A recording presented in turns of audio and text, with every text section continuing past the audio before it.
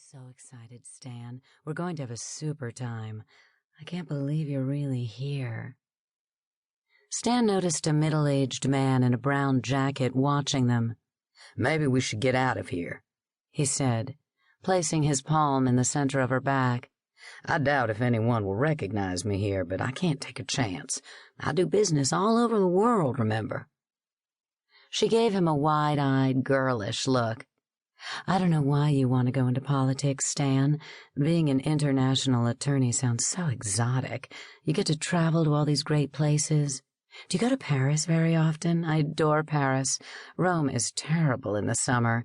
I visited the Tivoli fountain in August and almost got sick. It was like a giant dust bowl full of smelly people. Men expected idiotic chatter from pretty women, so she had incorporated it into her routine. I don't have any clients in Paris, he said, disinterested. I go to China and Japan frequently. All I do is work. Where did you park? Across the street, she told him.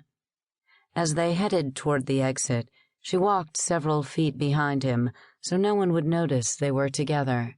She had no intention of hurting his wife.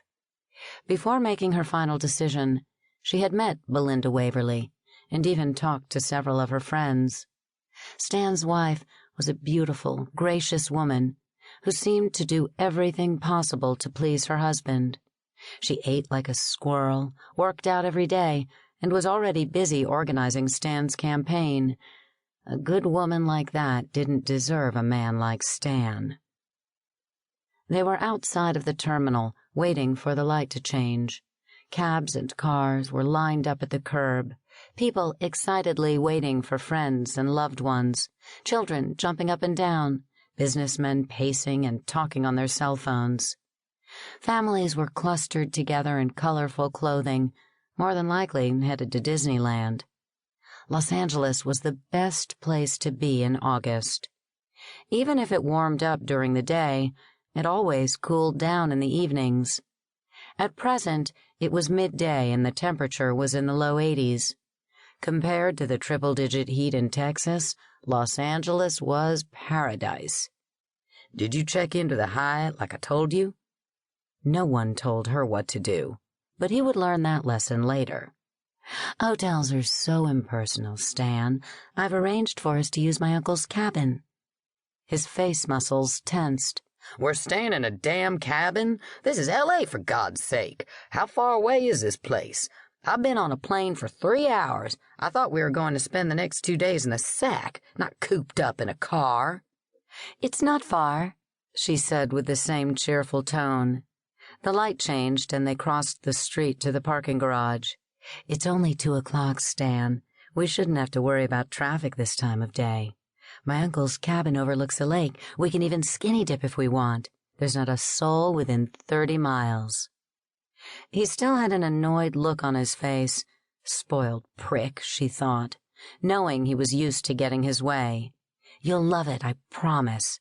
I stocked the kitchen with food and bought us 2 bottles of Dom. Don't worry, I didn't forget your Jack Daniels. I bought enough to fill a bathtub. She halted among the rows of cars. Are you sure you feel comfortable about this?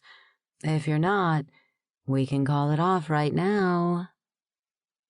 Stan had just been presented with the biggest decision of his life. If he displayed even a flicker of hesitance, she might reconsider killing him. But she knew he wouldn't. None of them did. A man never refused a piece of ass, particularly one he'd never had before. Trust me, he said, smiling playfully. I'm not going anywhere. I've been fantasizing about you for weeks. He paused, trying to remember something. By the way, that company you turned me on to is terrific.